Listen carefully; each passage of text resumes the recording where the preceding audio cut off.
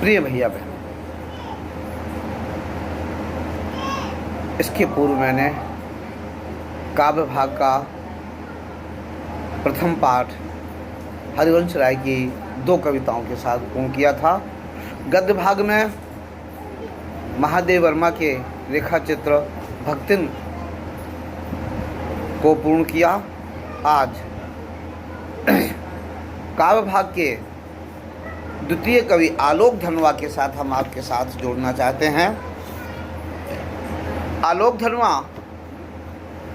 सन 1948 ईस्वी में मुंगेर बिहार में जन्मे। आपकी पहली कविता जनता का आदमी और उसके बाद भीगी हुई लड़कियां, जूनों की बेटियां, ब्रूनो की बेटियां, दुनिया रोज बनती है आदि अनेक संग्रह हैं। आपको अनेक सम्मान भी मिले। राहुल सम्मान, बिहार राष्ट्रभाषा परिषद का साहित्य सम्मान, बनारसी प्रसाद भोजपुरी सम्मान, पहल सम्मान आदि अनेक सम्मानों से आपको विभूषित किया गया। आप 7वें 8वें दशक में कवि आलोक धनवा ने बहुत छोटी अवस्था में अपनी गिनी चुनी कविताओं से अपार लोकप्रियता अर्जित की थी। आपने छंदों का प्रयोग ज़्यादा नहीं किया। गद्य गीतों के रूप में आपने अपने भावों को बहुत सुंदर तरीके से लोगों के सामने प्रस्तुत किया। आपकी पाठ्य पुस्तक में पतंग नाम से कविता दी गई है और आप देखेंगे पतंग एक छोटी सी पतली से पतले कागज की बांस की खपंचियों से युक्त, जो सबके मन को बड़े सुंदर तरीके से मोह लेती है। बाल, युवा, तरुण, प्रौढ़ कहीं ना कहीं सभी को अपने मन को मोह लेती है। और बालकों की स्थिति का तो क्या कहना। यदि देखा जाए तो बालक जो खरीद सकने में समर्थ हैं, वे भी कटी हुई पतंग को लूटने का जो आनंद उन्हें मिलता है, वो खरीद कर प्राप्त की हुई पतंग में आनंद नहीं आता है। और इस कवि ने उस स्थिति का वर्णन किया कि बालक पतंग को देखते देखते छत से नीचे भी गिर सकता है, वो गिर भी जाता है, लेकिन वे उस भय को भी जीत लेता है। बालक बाल सुलभ क्रीड़ाओं का इस पतंग के माध्यम से कवि ने बहुत सुंदर तरीके से वर्णन किया है। उसकी उमंगों का, उनकी क्रियाकलापों का और प्रकृति में जो परिवर्तन आया हो। सबसे बड़ी बात यह है, शीर्षक पतंग है, लेकिन पतंग जिस माह में उड़ाई जाती है कवि के माध्यम से, शरद ऋतु में, तो शरद ऋतु के पूर्व वर्षा ऋतु होती है और वर्षा ऋतु की भयंकर उमस और मेघों से आच्छादित आकाश, अंधकार से युक्त आकाश, इन सब से शरद ऋतु में मुक्ति मिलती है। तो शरद ऋतु भी उमंगों से भरा होता है, उत्साह से भरा होता है। एक सुंदर प्रतिबिंब कवि ने दिया है। कवि कहता है कि शरद ऋतु का आगमन कैसा हो रहा है, ऐसा लगता है जैसे कोई बालक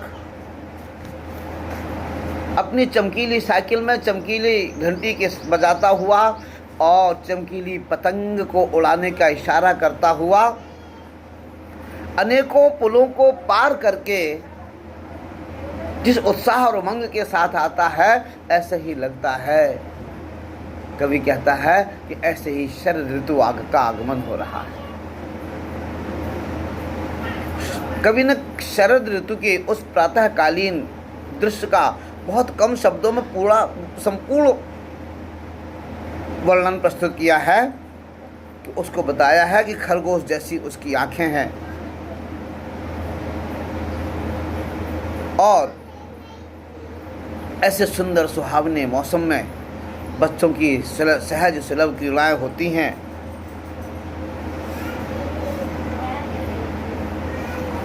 कविता धीरे धीरे बिंबों की एक ऐसी नई दुनिया में ले जाती है जहाँ शरद ऋतु का चमकीला इशारा है, जहाँ तितलियों की रंगीन दुनिया है, दिशाओं के मृदंग बजते हैं, जहाँ छत्तों के खतरनाक कोने से गिरने का भय है, तो दूसरी ओर भय पर विजय पाते बच्चे हैं जो गिर गिर कर संभलते हैं और पृथ्वी का हर कोना खुद उनके पास आ जाता है। वे हर बार नई नई पतंगों को सबसे ऊंचा उड़ाने का हौसला लिए फिर रहे हैं और भादों के बाद के शरद की प्रतीक्षा कर रहे हैं। क्या आप भी उनके साथ हैं? अर्थात आपके मन में भी इस कविता को पढ़कर ये भाव आ जाएगा कि कितना सुंदर सहज क्रीड़ाओं का वह पल होता है, वह बचपन जहाँ भय भी नहीं होता है, जहाँ बड़े से बड़े घटनाओं को घटित करने में भी भय नहीं लगता। पतंग के पीछे दौड़ते दौड़ते बच्चे किस घटना के शिकार हो जाते हैं, लेकिन वे इस घटना से अनभिज्ञ होते हुए भी वे केवल पतंग की ओर दौड़ते हैं। आज हम सब उन बाल सुलभ क्रीड़ाओं से वंचित हो गए हैं। आज हमारे छोटे छोटे बच्चों को भी ऐसे बंधनों में बांध दिया है कि वे अपना बचपन भूल गए। प्रारंभ से ही उन्हें होमवर्क, बड़े बड़े वस्तुओं के बोझ में दबा दिया है। आज उनका बचपन खोता जा रहा है। कभी किस कविता से ऐसा लगता है कि उस समय बच्चों का जो उन्मुक्त जीवन था उसका ही परिणाम था कि वे बड़े से बड़े निर्णय ले लिया करते थे। वे 16 वर्ष की आयु में चक्रव्यूह को भेदन करने वाला अभिमन्यु भी उस उन्मुक्त वातावरण में ही तो पैदा हुआ। आज के इस बंधन युक्त वातावरण में बच्चे गमले के पौधे बनते जा रहे हैं, जिन्हें हल्की सी सर्दी पड़ जाए तो वह पौधा कुम्हला जाता है, थोड़ी सी तपन मिल जाए तो पौधा सूख जाता है, वर्षा का पानी थोड़ा ज़्यादा मिल जाए तो गल जाता है। आज उनके अंदर की इम्यूनिटी, उनका आत्मविश्वास, रोग प्रतिरोधक क्षमता सब क्षीण होती जा रही है। केवल कागज कलम किताबों में खोता बचपन, हॉस्टल की दीवारों में रोता बचपन। आज बचपन कागज और कलम और किताबों के बोझ तले दबता चला जा रहा है, खोता चला जा रहा है। वह प्रकृति से इतना दूर हो गया है कि आज यदि शहरों के बच्चों को से बात की जाए कि तुमने चने का पेड़ देखा है, तो वे जानते नहीं कि चने का पेड़ कितना बड़ा होगा। उनकी कल्पना में पेड़ जो हम लोग शहरों में सड़क के किनारे लगे हुए कुछ पेड़ दिखाई दे रहे हैं, उनकी कल्पना में केवल वही पेड़ है। चने का पेड़, गेहूं की बाली, मटर के बेलनुमा पेड़ वे जानते ही नहीं हैं। किसान कैसे कृषि कार्य करता है वे जानते ही नहीं। क्यों? क्योंकि उनको प्रकृति से दूर कर दिया है। वे सर्दी, गर्मी, वर्षा को सहने में असमर्थ होते जा रहे हैं। इस कविता के माध्यम से यदि हम बच्चों के बचपन को लौटा सके तो उस कवि की कविता का लिखना सार्थक हो जाए। आइए मैं उस कविता का पाठ करता हूँ। पतंग। सबसे तेज बौछारे गई, भादों गया सवेरा हुआ। भादों की बात पर एक कवि मेरे पिताजी माया हरिश्याम पारक जी की भादों अर्थात उस वर्षा ऋतु का सुंदर चित्रण याद आ गया। मुझे लग रहा है कि मैं आप तक उसको सुना दूं। वर्षा ऋतु का सुंदर चित्रण कि हुआ शुभ आगमन पावस का, तदंतर शुभ नखत रिमझिम कभी बरसे झमाझम, रात्र में पर्यंक दिन में गेह आंगन, वलय पायल दे उठे लय गति छमाछम। बिंदु झरझर के विचार प्रवाह मगमग, वीथियों से पथ प्रणय की चाह में थे। आवरण डाले हुए ढावर सलिल का, स्थावर आदि ज्यो अनंग प्रवाह में थे। डाल कादम्बिनी की श्यामल यवनिका दिवस से निश कर रही थी एक तन को, चले जाते पक्ष भर को अंशुमाली, ग्रहण कर अवकाश मानो प्रिय मिलन को। नीति के सिद्धांचलों की अमलता से धर्म का अभिजात तन था स्नेह क्रीड़ित, सभ्यता संस्कृति युगल शुचि समय वधुएं चारु युग के पास में थी हर्ष व्रीलित। नखत के माधक मधुर संदर्भ में ही गीत भी ने गा उठे निवास के स्वर, उमंगे रिमझिम झरी प्रतिबिंदु मोती, बन गया था सीप में भर कांति सत्ता। बहुत सुंदर चित्रण है इसमें वर्षा ऋतु का, और वह शरद ऋतु का सुंदर चित्रण देखिए। असित अब्र हुए तिरोहित नील नभ से, शुभ्र वसना आ गई घन बालिकाएं, पहनकर गणवेश श्वेत यदा कदाज्यों, राजपथ पर चले छात्राध्यापिकाएं। मास से आढकी गुम्फित हरित दल भर, नीलकण यवनाल संगम माधुरी से, उधन्य दूरवा हो रहे तुल्यानुरागी, राज मंदिर का मिलन अंतःपुरी से। अर्थात नील गगन कैसा हो गया, मेघों से मुक्त हो गया है, मेघों के आच्छादन से, तम के आच्छादन से मुक्त हो गया है, शुभ्र हो गया है। आकाश इतना कोमल सा हो गया है, ऐसा लगता है कि जैसे बच्चों की पतंग उड़ाने के लिए वह कोमल हो गया है, मुलायम हो गया है, हर प्रकार के बाधाओं से मुक्त हो गया है। सबसे तेज बौछारें गई, भादों गया सवेरा हुआ, खरगोश की आंखों जैसा लाल सवेरा शरद आया। पुलों को पार करते हुए, अपनी नई चमकीली साइकिल तेज चलाते हुए, घंटा बजाते हुए, जोर जोर से चमकीले इशारों से बुलाते हुए, पतंग उड़ाने वाले बच्चों के झुंड को चमकीले इशारों से बुलाते हुए, और आकाश को इतना मुलायम बनाते हुए कि पतंगे ऊपर उड़ सके, दुनिया की सबसे हल्की और रंगीन चीज़ उड़ सके, दुनिया का सबसे पतला कागज़ उड़ सके, बांस की सबसे पतली कमान नहीं उड़ सके, कि शुरू हो सके सीटियों, किलकारियों और तितलियों की इतनी नाजुक दुनिया। कवि ने बहुत सरलतम शब्दों में एक पंक्ति में ही वर्षा ऋतु का वर्णन कर दिया कि सबसे तेज बौछारें गई, झमाझम बरसने वाले मेघ चले गए हैं, वह मौसम चला गया है।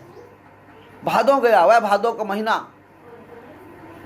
जिसे भाद्रपद कहते हैं, वह भाद्रों का महीना भी चला गया, जहाँ केवल घनघोर घटा छा जाती है, अंधकार छा जाता है। अब कैसा हुआ, शुभ्र सवेरा हो गया है। खरगोश की आंखों जैसी लाल सवेरा, वो सवेरा भी कैसा है, जैसे खरगोश की लाल लाल आंखें होती हैं, वैसे ही सूर्य की आभा से युक्त वह लाल लाल सवेरा हो गया है। वर्षा ऋतु में बादलों के कारण सूर्य जल्दी दिखाई नहीं देता, प्रातः काल की वह सूर्य की लालिमा दिखाई नहीं देती है, उसकी पीली पीली किरणों की आभा दिखाई नहीं देती है। लेकिन शरद ऋतु आने पर आकाश शुभ्र हो जाता है, स्वच्छ हो जाता है, निर्मल हो जाता है, बादलों की घटाओं से मुक्त हो जाता है, तो वह कैसा दिखाई देने लगता है, जैसे सूर्य की, जैसे खरगोश की लाल लाल आंखें होती हैं, ठीक वैसी ही लालिमा से युक्त तो शरद ऋतु का प्रातः काल हो गया है। शरद आया पुलों को पार करते हुए, अपनी नई चमकीली साइकिल तेज चलाते हुए। बहुत सुंदर प्रतिबिंब दिया गया है कि शरद कैसे आया। कल्पना देखिए कवि की कि किस तरह आया। कवि कहता है कि शरद इस प्रकार आया है जिस प्रकार कोई बालक अपनी नई मिली हुई चमचमाती हुई साइकिल को तेज चलाते हुए, चमचमाती हुई घंटी को जोर जोर से बजाते हुए और चमकीले हाथों से इशारे करते हुए, पतंग उड़ाने वाले बच्चों के झुंड को चमकीले इशारों से बुलाते हुए कि आओ चलो खुले आकाश में, खुले मैदान में पतंग उड़ाना है। आकाश को इतना मुलायम बनाते हुए वह शरद ऐसे आ रहा है, आकाश को स्वच्छ निर्मल और मुलायम करते हुए कि पतंग ऊपर उड़ सके, कि जिससे बच्चों के द्वारा उड़ाई जाने वाली पतंग बड़ी आसानी से उड़ सके, क्योंकि वह दुनिया की सबसे हल्की और रंगीन चीज़ है। तो दुनिया की सबसे हल्की और रंगीन चीज उड़ सके, अर्थात संसार में रंग बिखर सके, आनंद के रंग बिखर सके, खुशियों के रंग बिखेरे जा सके। किसान अपने खेतों में जाकर उमंग और उत्साह के साथ उन पर हल चला सके।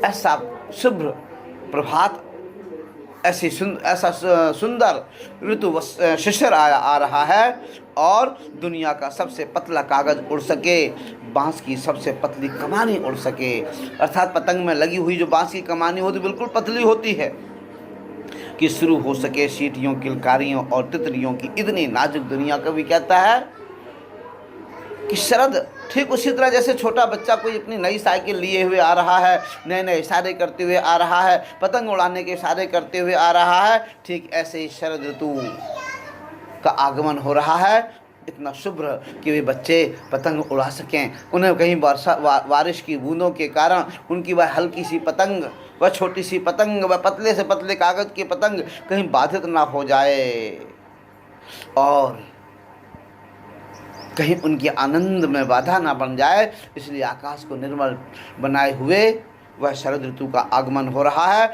वह चाहता है कि उन बच्चों की टोलियों में सीटियों, किलकारियों और तितलियों को उड़ने की नाजुक दुनिया प्रारंभ हो सके, वह आनंद प्रारंभ हो सके। इस प्रकार शरद ऋतु का शुभ आगमन हो रहा है। इस तरह से पतंग कविता का एक पैराग्राफ पूरा हुआ। इसकी कल प्रश्नोत्तर भेजूंगा और शेष पैराग्राफ आज से चौथे दिन इसकी व्याख्या भेजूंगा। हरिओम।